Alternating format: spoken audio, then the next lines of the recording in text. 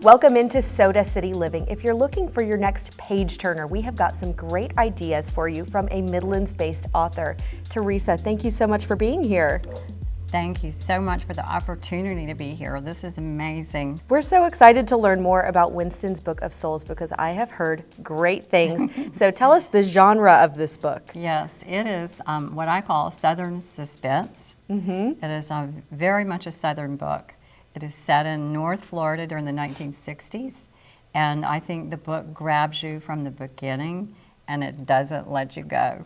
And that is what I have heard from so many people who have reviewed it online and also people I know who have read it. So the story is set in a very specific time and place, and that has a connection to your life. Yes. So I went all through elementary school in Perry, Florida, which is in the Big Bend of Florida. Tell us the basic synopsis. What happens? Okay, so this is about Winston Taylor. He is a person that almost lives in our house. He's so real. And Winston is selling insurance when we meet him in the book. It's in the early 60s, like 1961. So that's what he did in the very beginning of the book. And my father also did that in his early days. So, right. Yeah, so that was very real. Yeah, so Winston comes upon a surprise one day. Winston does. He's out actually hunting. He's left work and decides to stop, and he's been tracking a deer, this special deer. And so it's really not hunting season, but he's tracking the deer, and he comes upon a dead man lying in the dirt beside the dead man's station wagon.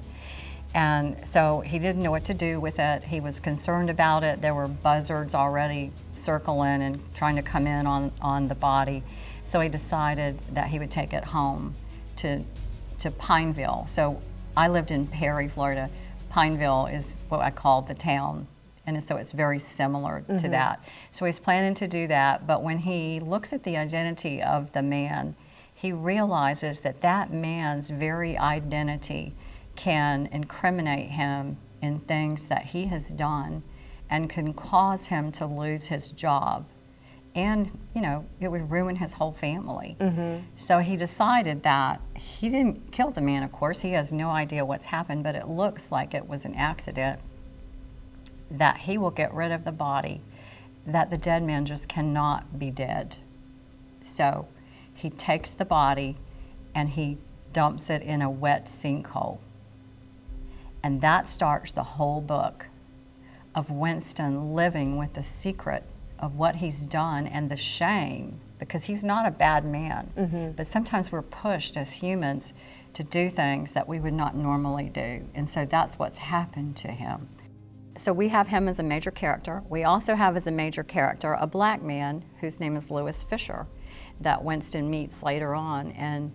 And Winston actually hires Lewis Fisher in a time that it was very difficult for a black man to find work other than some manual labor type thing, you know, and in most cases, and in that small community. These are the two men that are carrying the story, and they actually both have secrets, both of them, and they don't know there's a way that those secrets might intertwine.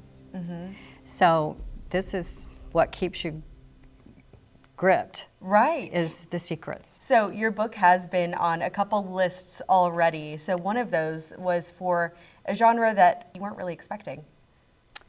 Yes, actually, I always thought that Winston is my main character, and I knew it was a suspenseful, mysterious story, but I wasn't thinking about it in terms of readership, who would be reading my book. I just wanted to get it out there. It was just something I wanted to do. Well, when the book actually was published on February 27th, it came out in the top 100 bestsellers for Black and African American literary fiction. I was blown away. Thank you so much for being here. If you want to check out Winston's Book of Souls, highly recommend it. We'll be right back.